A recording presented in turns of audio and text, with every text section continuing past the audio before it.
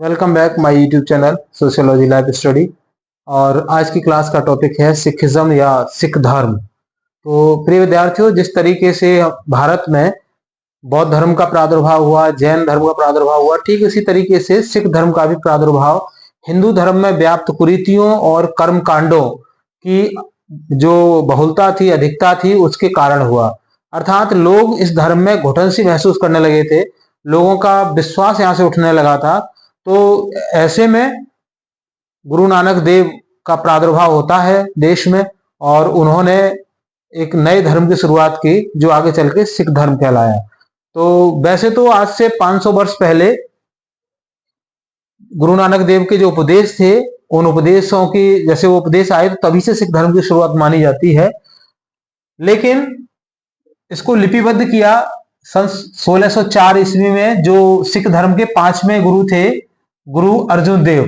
उन्होंने गुरु ग्रंथ साहिब नाम का ग्रंथ लिखा और उसमें गुरु नानक देव जी के जो भी उपदेश थे उन उपदेशों को लिपिबद्ध किया एक ग्रंथ के रूप में, गुरु ग्रंथ साहिब, जो इनका पवित्र ग्रंथ माना जाता है। जैसे गीता है, बाइबल है, कुरान है, इसी तरीके से सिखों का जो ग्रंथ है वो गुरु ग्रंथ साहिब है। गुरु ग्रंथ साहिब में गुरु नानक देव ने उपदेशों के साथ साथ उसमें भजनों का भी संग्रहण किया है, और वो भजन स्पेशली रामानंद, कबीर, धन्ना, नामदेव, सूरदास, शेख फरीद, रविदास, त्रिलोचन, इस तरह के जो लगभग 15 संतों की जो बाणियां हैं उनको उसमें स्थान दिया गया है।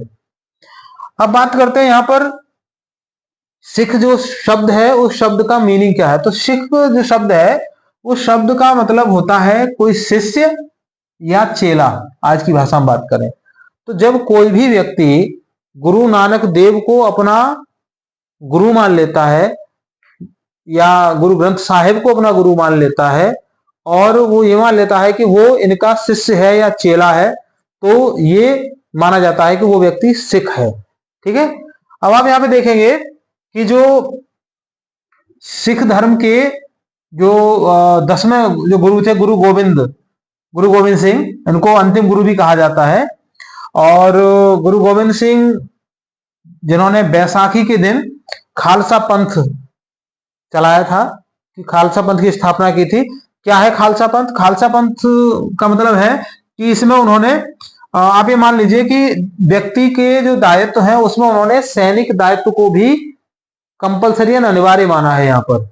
और ये माना कि कोई भी व्यक्ति अगर आपके कार्य में बाधा उत्पन्न करता है तो आपको क्या करना है, उसके साथ उसको जवाब देना है।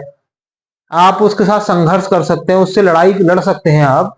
और इसके लिए क्या है, 5 चीजों का उपयोग अनिवार्य है, जिसमें केस है, कंघा है, कृपाण है, कच्छा है और कड़ा है। अब देखिए बात करते हैं जो सिख धर्म के जो एक संदेश है उसमें क्या है। उसमें 3 बातों को महत्वपूर्ण स्थान दिया गया है। एक है नाम जप, दूसरा है कीर्तन और तीसरा है मेहनत की कमाई को बांट करके खाना। अर्थात गुरु ग्रंथ साहिब के जो उपदेश है उसके अनुसार व्यक्ति को निरंतर नाम जप करना है। नाम जप करना है किसका? गुरुवाणी का। कीर्तन करना है गुरुवाणी का। और जो आपने कमाया है, जितनी आपको आवश्यकता है उस आवश्यकता से अलग जो बचता है आप उसको बाकी उन गरीब लोगों में उनको बांट देंगे जिनको आपसे ज्यादा उसकी जरूरत है।